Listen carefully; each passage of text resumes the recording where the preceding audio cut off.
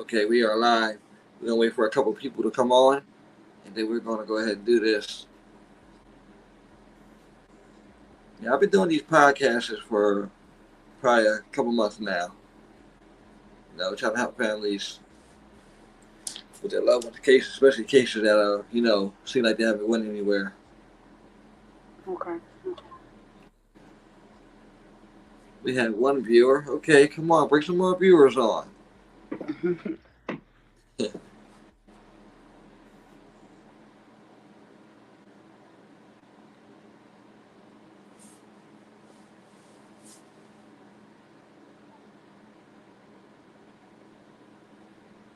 Okay. Okay, we got four. Four is our audience to me. Good evening, everyone. Tonight, we're going to be discussing the case of Kelly Allen. Kelly Allen was 20 years old when she went missing from Berkeley, Missouri on March 7, 2007. And she hasn't been seen since. Tonight, we sit down with her sister Brooke to discuss Kelly's case. A lot of people haven't heard about this case, and some have, but tonight we're going to get an inside look at the case and see what happened with Kelly that day. I always like to talk to the families because you read a lot about the case, but they don't never give you a lot of information. So, Brooke, how you doing tonight? I'm doing good. Well, so, Brooke, please tell us about your sister Kelly, the circumstances surrounding her disappearance. So Kelly came up missing March 7th of 2007. Um, she got into an argument with my mother. As far as from my mother's point of view, it's two sides to the story. From my mother's point of view, they got into an argument about her doing dishes, and she left and went to a friend's house. The friend name, I don't know if I can mention it. Can I? You can, because it's all speculation, so you Okay. can. She went to a friend house. That name is Brittany Johnson. She stayed out in Berkeley at Froston Airport Road. But that's that's what my mom said. When I got a call from my sister before she left the house, she said that her and my stepfather got into an argument, and he called her the B word, and she wasn't gonna deal with his disrespect anymore, and she was gonna leave. So I informed her like I can't leave work, but um, just stay there till I got home. Once I got home, she had already left the residence. Okay. And after this, did she go missing after she left the house, or was it like a couple of days or a couple of weeks after? Well, she didn't go missing right after she left the house. She actually had an interview on March 6th, the day prior to her actually becoming coming up missing, um, at a telemarketing place somewhere out in off of Sappleton Road, like Crestwood area. And the people actually scheduled her to come back for a second interview. And when the follow up for the second interview, when they called the young lady house that she was residing in, Brittany Johnson, that's when she told them she was missing and that she didn't know where Kelly was. So she didn't say anything until these people called for the second interview. Correct. When they called So, for the second interview, she had already informed them that she came home and my sister wasn't there at her residence anymore. That she was gonna call the police. This was before she even reached out to my mother or anybody in our family. and that was going to be my next question. I was going to ask you, did she reach out to y'all? So y'all didn't know either No, at we the time. didn't know. No. Wow. Okay. And so she could have probably went missing. So she probably could have been missing like probably a week or so or two before then, right? To our understanding, it could very well have so been possible. Okay. And so what was her story? Because I mean, I read online that she said the friend said that she came home and she wasn't there. So that was her only story. Her only story was that, yes, she came home from work after talking to my sister on prior occasions during the course of the day of the 7th. That my sister told her one of her boyfriends came by the house and he woke her up out of her sleep. That she said that was between like 8 and 9 o'clock p.m. And by the time she made it home, like 11:30 p.m., my sister was not there. She was no sign of her was there. Now, did you guys have any prior knowledge of any boyfriends or boyfriend that she may have had? And what area with this? Is this still Berkeley where she's at? at the friend's house? Yeah, she's still in Berkeley at a friend's house. Yeah, she was going with a guy named Dwayne.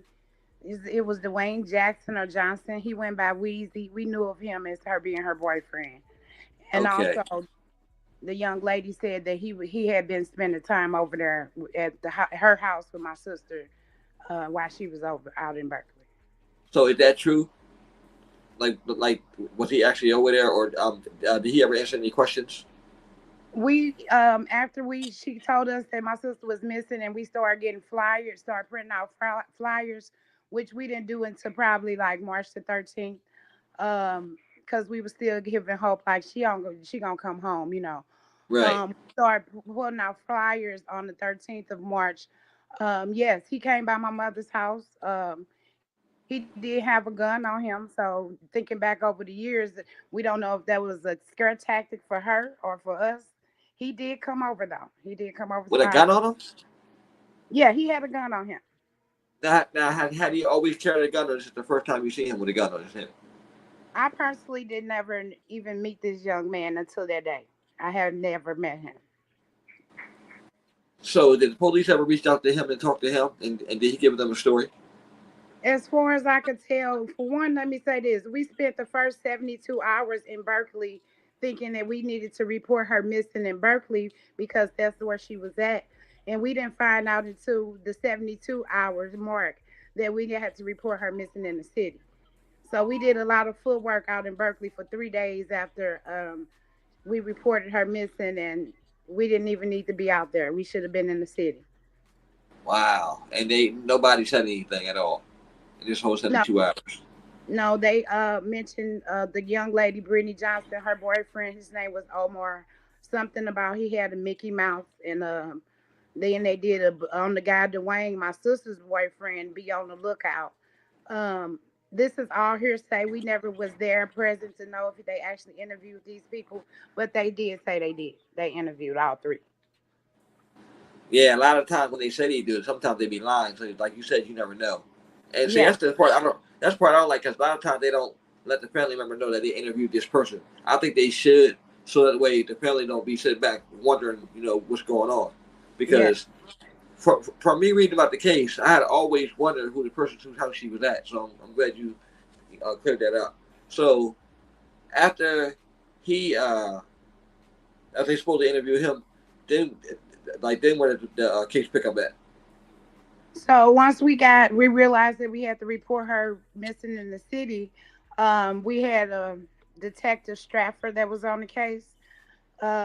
He was a Caucasian man. He gave us more insight than a actual detective that actually eventually taken over her case, which was Detective Griffin. Um, we just had a bunch of runaround. They told us that she was 20, maybe she went out with a drug dealer, and he was taking care of her for the weekend. Her case to me was never taken serious, never from the beginning. That's a lot with a lot of Afro American women, men, and children. They always want to label us runaways, and a lot of times we Yeah, we didn't go anywhere at all. That's the part I right. hate about being labeled that. So they're saying all this crazy stuff, and I don't know. That's just it's it's unbelievable. Some of the stuff that I hear. Yeah. And also, she had a tax return that she was looking forward to in 2007. She filed with Jackson Hewitt Tax Service. They had showed us footage of her being there 2 days prior to her becoming up missing. So to me, that was a red flag in itself. If she was looking for her tax return, why would she just disappear? So she never got the tax return at all. No, we have a tax return put into a savings account where only she could touch it. So question. So did she go to Jackson Hewitt alone? Not the footage that we seen the 2 times she was by herself. Like I guess checking to see if the check was there. We seen that she was by herself, but prior to, I can't say who she was with and who she wasn't. Right. And that is strange to be looking for a tax check and then just go missing. So Yeah, something somewhere definitely happened. Just like nobody's not saying anything. yeah. Okay, so after you guys view this footage and you know that she went to Jackson Hewitt, then what comes after? Um, the check comes to my mom's house. They kind of gave us some hope that maybe they told her that they mailed it and she would come home.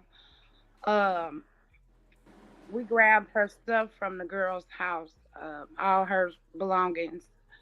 I think we did that March. I'm doubling back. I apologize. We It's did okay. that No, you double back. You're good. March the 8th. We doubled back. We went back to the girl house because she actually had footage of her dancing and playing with her daughter a day before all this happened. So she was in good spirits, doing just being herself. Um, so we went and got her belongings, and when we got went to get her belongings from the young lady's house, she had the guy there that she told us she didn't go with anymore. His name was Omar. He was there, and from the video, her house was that young 20-year-old. Her house was a little messy, but when we Right. got there, it was sparkling clean, like Oh wow. sparkling clean. The floors in itself was one of the first giveaways. I'm a little high headed, so my mom was like, "Chill out, let's just get our stuff." I'm like, "Why your house so clean?" It rubbed me wrong. And the whole time her boyfriend was standing in front of the bathroom door, and I that still haunts me to this day. If I'd just pushed him to the side to see, because he act like as if he was hiding something. The way he was standing blocking the bathroom door. But we got her belongings from the young lady's house, and my mom went through her clothes every day, every day. Me and her both was looking at all her clothes. We could tell what was missing, what she had on when she left. Um, and then I want to say 2 weeks, 3 weeks after her tax return came to my mama house, a little skirt was like just took it off, like she had came in the house and took it off and Uh huh. changed clothes. But we don't have any proof that she actually did that. It just was some one item that we knew was missing and it popped up, Hold on. So go back. So one, you said one item that was missing, which was a skirt. which was the little skirt that she used to wear all the time, like a little tennis skirt, yellow, white, and Okay. gray, And where did it pop up at? at my mother's house. Did it pop up inside the house, or was it It left was outside? inside. It was inside the house, inside her bedroom, right in front of her closet, like as if she took that off and put on something else. And this is after she went missing. Wow. This is after she was missing, maybe 2 weeks after. Hmm. I don't see her bringing that back like that, and not saying anything. Yeah. Okay. That's what have us stuck right there because it was like, yeah. Right. So after all this, so like you said, the police was basically giving you a runaround. So did they ever do any searches for her, or anything like that? Did they tell you about any searches at the girl's house? So no. They told us they did. They did a search. It's been oh my God. So I'm not sure. We don't have any validation if they actually did a search. They said that they went into her house and they used the light to make sure nothing like blood or anything was um in a unit. But that's all what they're telling us. We wasn't out there. We don't know if they actually did it or not. And you know what? Come to think of it, if I was you, I would definitely check into that anyway, because a lot of times when they do raids and stuff like that on somebody's house, or they spray the loot and all that, they make Mhm. that stuff public. Okay. Even if it's years later, they make it public. Or I know most of the time they do, but yeah, that sounds strange because, like you said, you was there and it looked like he was hiding something, preferably. Yeah. Okay, so Kelly didn't have any kids, right? No, she don't have any children. And she's a nursing student, right? How Yeah. long has she been a Yeah. nursing student for? Is that something she Uh, just started? she had just started doing the nursing, in the nursing field Okay. prior to her, So maybe 6 months prior to her coming up missing. She was working at a nursing home out in Eureka, Missouri, I believe. I'm not sure the name of it. And okay, they let her go. She was kind of upset about that.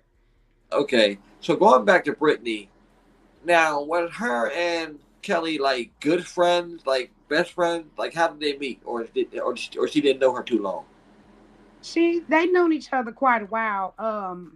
I wouldn't say Brittany was a good friend. I mean, the best friend of hers. I would say she was Uh, more of a partier with her. You know, the party girl she go okay, out. right, okay, totally understandable, totally understandable. So tell me about after the first year goes by and she's missing. Is there any movement in the case at all? We have no new leads since we reported her missing in March 7th, 2007. There's been no new leads. I take that back. It was this was probably in 08. They called us, and for one, the city police sent got an anonymous tip that somebody had just laid a fresh thing of cement down in this yard in Berkeley. There was a grandmama's. I don't even want to get a misconstrued because I don't remember. It was a Okay, grandmother to some one of the people that was involved in the case. That she just okay, got some fresh cement laid down, and they said there was a body under there. So they did come and swab me, my mother, and my brother's mouth, and it turned up to be an animal bone. oh wow, okay, Yeah. So nothing since then. nothing since then. And it's just like, and it's like she just dropped off the face of the earth. Yes. Yeah, because I'm going back and I'm thinking about you. You said she was on the video with Brittany's daughter dancing the day prior, and then Yeah. she goes missing. Then that very Yeah, next. yeah, very, very, very totally strange. Yeah. Your mother, I, I know it's been hard on her, all these years. How does she, cope with this, even to this day? Because I know it's been about 15 years, right, since she been missing. Yeah. Almost 16 years. Uh, Almost 16. Okay. my mother, she just over 16. My mother just that she keeps me going because her faith in God. She just keeping faith that no news is good news. Even after all these years, we had a private eye that we hired to look into the case. He basically just took our money and reported everything off of the police report. So just she just keeping her faith in God that she gonna come home to us one day. Right, right. That's the way I like to think too. I like to always think that they're Yeah, out there somewhere and they're gonna make their way home. yeah. So, is there any like other like details that you could think of that also like raise red flags for you? I'm gonna start with my stepfather. I don't know. Me and him never really had a good relationship, but he's the only one who wasn't questioned. My father, me and Kelly's father, he's no longer with us. He died in 2018.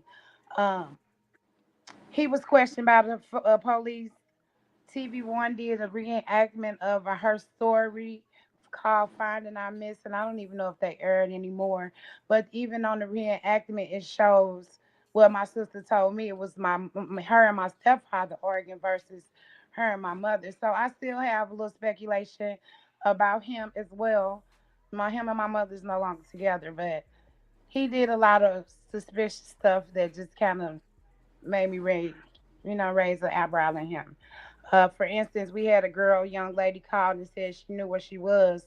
This was probably 5 days into her being missing, and he deletes the number off of the phone, so we couldn't call the girl back. He has did a lot of things too that just, in this case, we just don't know. Right. Yeah. There's so much shady stuff going on. It's like, who do you put the finger at?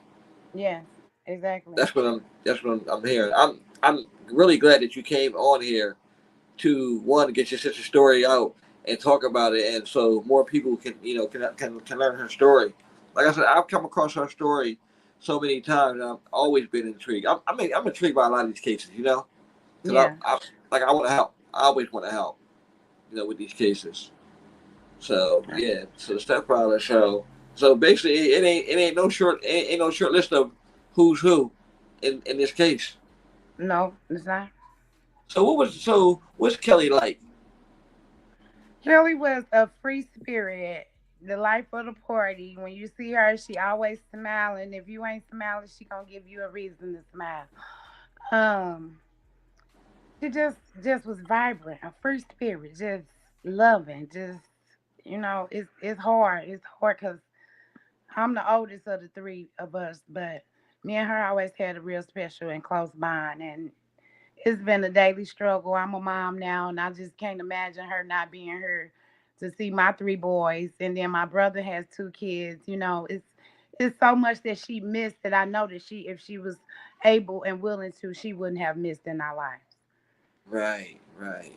Totally, totally agree. I agree with you on that too. Mm,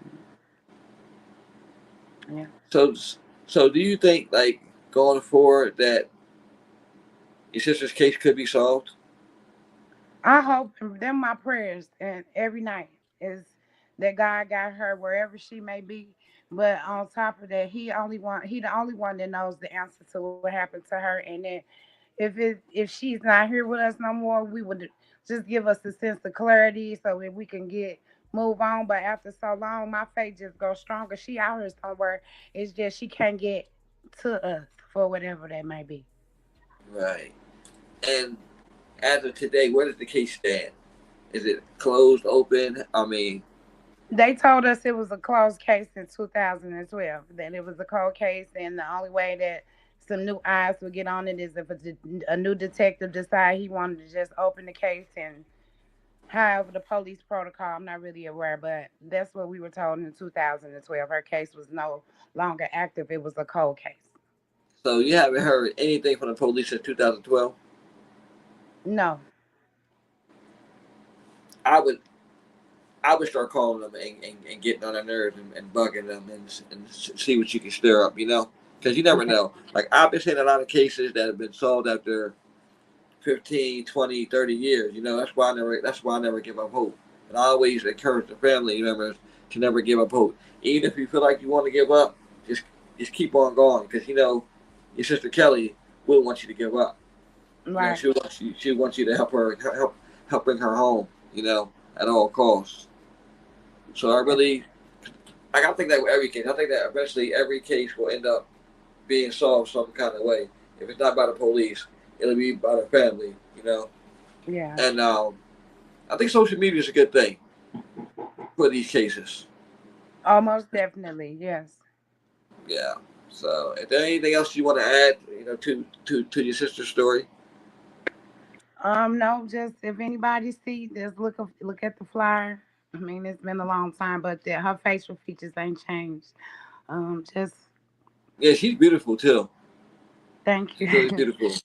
Yes. Thank Yeah, I'll be you. uploading this. I'll be uploading this to YouTube too. Actually we're live streaming out on YouTube and both of the Facebook pages. So we had a lot of viewers so far. So they're watching, and people are they know who your sister are, and more people know because I'm gonna post it everywhere. I'm gonna do everything I can to help you. If you need anything, don't hesitate to reach out. If I can do anything of my service to help you, I'm definitely here for you. I definitely appreciate you. Thank you so much. And this has been Mr. Blackwood Live. Brooke, thank you so much for coming on here and sharing Kelly's story. Thank you. You have a good night. You too. Thank you. Yeah, you're welcome.